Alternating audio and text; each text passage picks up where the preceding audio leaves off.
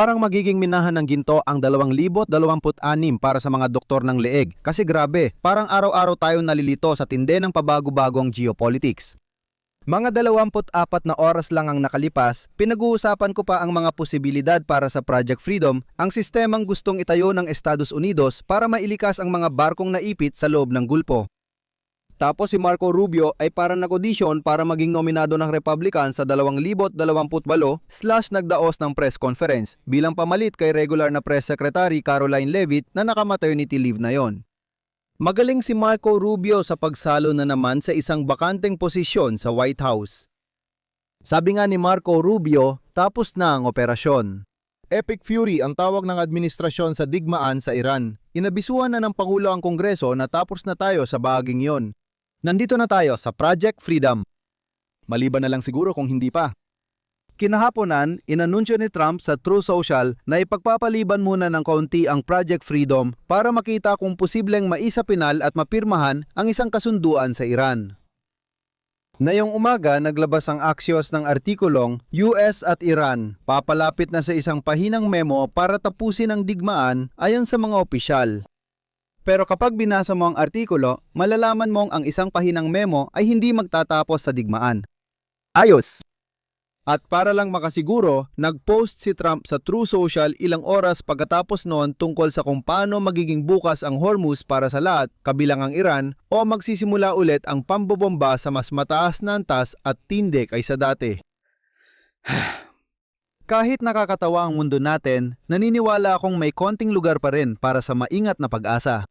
Mahalaga ang salitang maingat na hindi gaya ng sabi sa headline. Ngayon, ipapaliwanag ko kung bakit may tunay na pag-asa sa pagkakataong ito, tatalakayin ang posibleng laman ng isang pahinang memo para tapusin ang digmaan at magbibigay ng maikling komento kung naging sulit ito.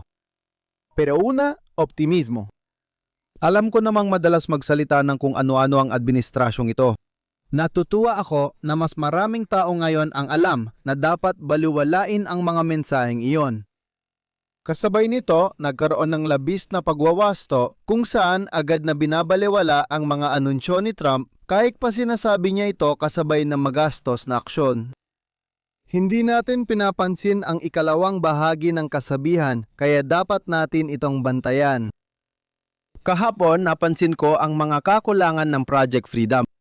Hindi talaga magko-convoy ng maayos ang Estados Unidos ng mga barko palabas ng Gulpo gaya noong Iran-Iraq War, kundi magko-coordinate lang ng mga pagtakas.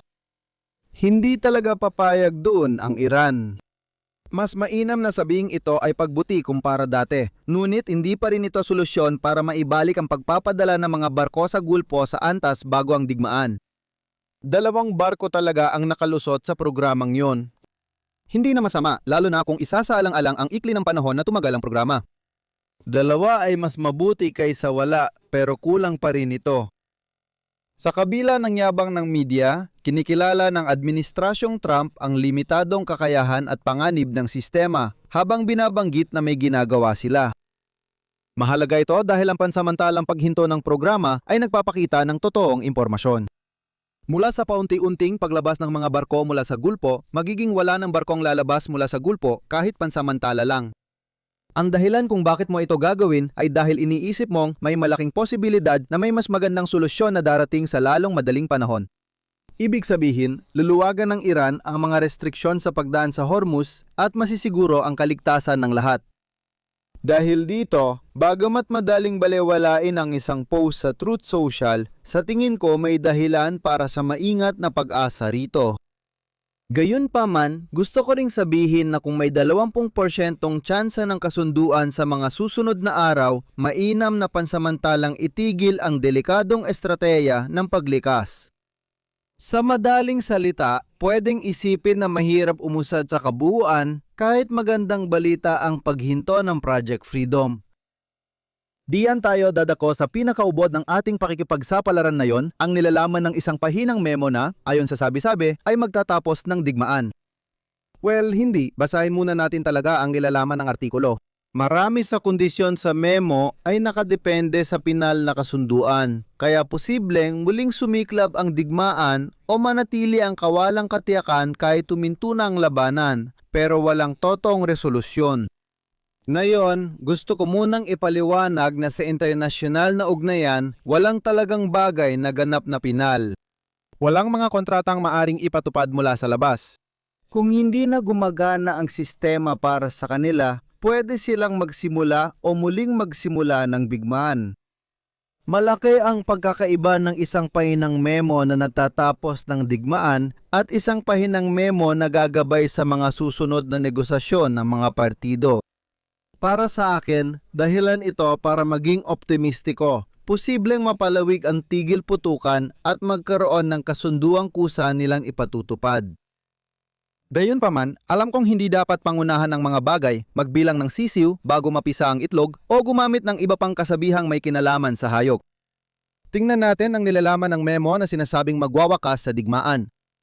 Magkakaroon ng 30 araw na unti-unting pagbubukas ng Strait of Hormuz para sa lahat ng trapiko sa kipot, kaya matatapos ang blockade ng magkabilang panig. Ilalabas ng Iran ang kanilang highly enriched uranium mula sa bansa. Magsisimula ang 12-15 taong moratorium sa uranium enrichment sa loob ng Iran at pagkatapos nito ay papatupad ang limitasyon na hanggang 3.67% lamang ang enrichment. Tandaan na ang 3.67% na konsentrasyon ng uranium 200 at 35 ay sapat para patakbuhin ang mga nuclear power plant, ngunit hindi sapat para makagawa ng mga sandatang nuklear. Ititigil ng Iran ang operasyon ng mga underground na pasilidad nuklear.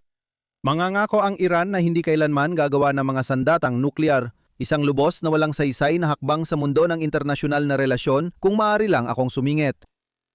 Magpapasakop ang Iran sa mas mahigpit na sistema ng inspeksyon, halos tiyak na sa ilalim ng pangangasiwa ng International Atomic Energy Agency.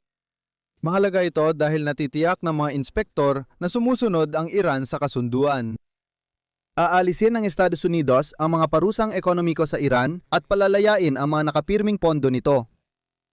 Para sa isang one-page memo, detalyado na ang balangkas ng mangyayari sa natitirang negosasyon. Kung papayagan mo akong magtanong ng marami ngayon, malinaw na hindi talaga tunay na kasunduan ang isang pahina.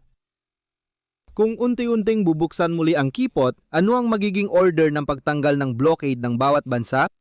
Aling mga barko ang unang may karapatang dumaan? Pwede bang pumasok agad ang mga minesweeper sa kipot para mapabilis ito?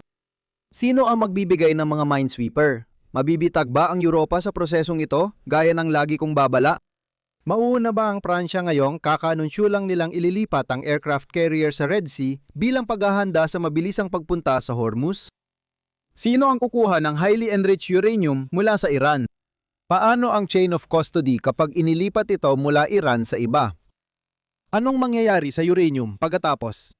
May bibili ba nito? Ibababa ba ito sa 3.67% at ibabalik sa Iran para sa kanilang mga nuclear power plant?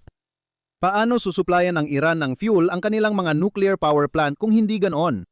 Paano malalaman kung ang uranium na ibinibigay ng Iran ay siya ring kabuuang hawak nila? Ano ang mangyayari sa mga centrifuge na nagpapayaman ng uranium lampas 60%?